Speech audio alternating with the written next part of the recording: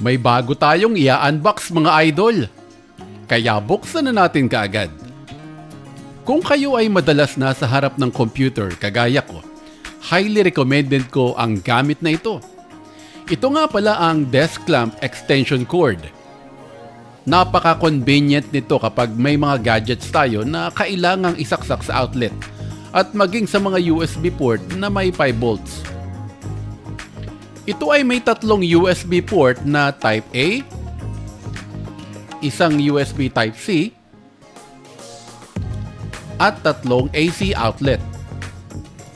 At ito ang laman ng ating kahon. Napakalinis tignan mga idol, nakakapogi. Ang kapal ng kanyang power cable at halatang high quality ito. Para maikabit sa table, pipihitin lang natin itong clamp at sa likod natin makikita ang kanyang power switch. May kasama na din siyang additional na bakal at mga screw pero hindi ko na yan gagamitin dahil meron naman tayong clamp. Tara, ikabit na natin mga idol. At testingin natin ngayon kung gagana. I-on natin ang switch sa likod. Sa USB Type A muna tayo mag-testing.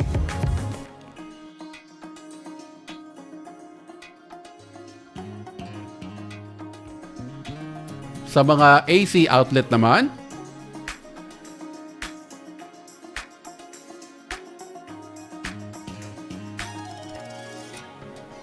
at panghuli sa USB Type C.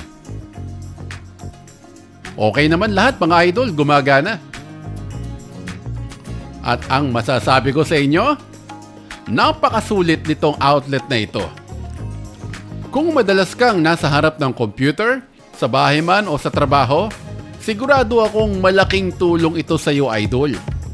At kung gusto mo namang malaman kung saan ito mabibili, ilalagay ko ang link sa comment section para makita mo kaagad.